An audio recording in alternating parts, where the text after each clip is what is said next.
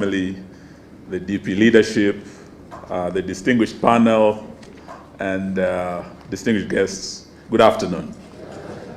Let me start by thanking the Kibaki family and also the DP leadership for giving us the opportunity to be here today to remember a great leader. And as His Excellency has said, I think he's the most consequential leader of our republic.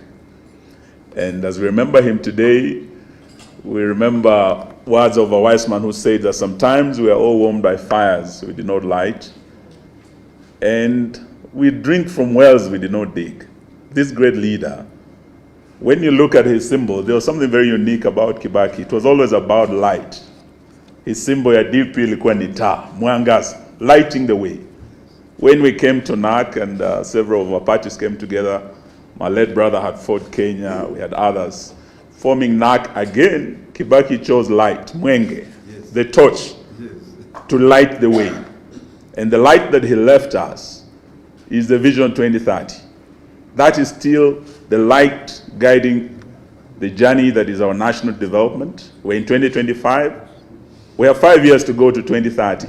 So as we meet here today as leaders, let us start thinking about another light that from 2027, as we form the next government, we can have a leadership that can light another light beyond 2030, beyond Africa Agenda 2063. And I see that leadership in this room. I see the next government in this room. I thank the organizers for choosing this historic venue. Mwai Kibaki once met here with his friend Wamalwa Kijana and his other friend Charity Ngilu. The late Kihika Kimani asked, ni nini wanaume wawili wanafanya na mwanamke mmoja kwa hoteli? Kumbe Kibaki was forming the next government. Yes. So those of you who are here, Kibaki's friends, let us look at this as a 202 moment. Let us drink from this well of inspiration, and let us be inspired to save our country, because apart from Vision 2030, the greatest legacy left us was the Constitution. He appointed me as Minister for Justice, and I remember when I invited him to address the judiciary, they were bidding him farewell.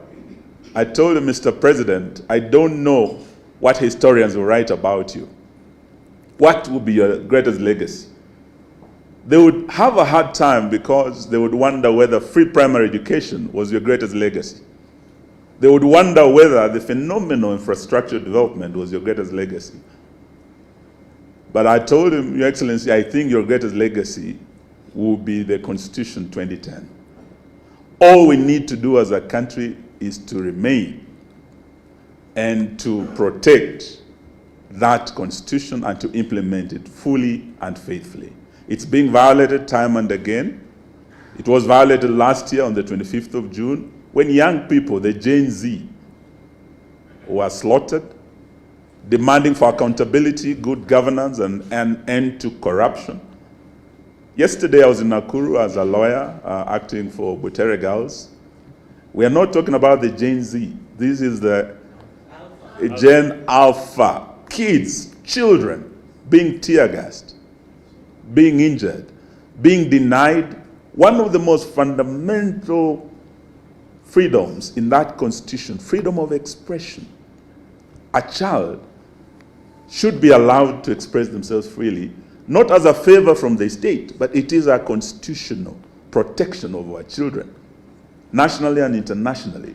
So as we remember Mwai Kibaki, let us remember to remain and to uphold fidelity to our Constitution and to get in place the right leadership in 2027. Thank you and God bless you.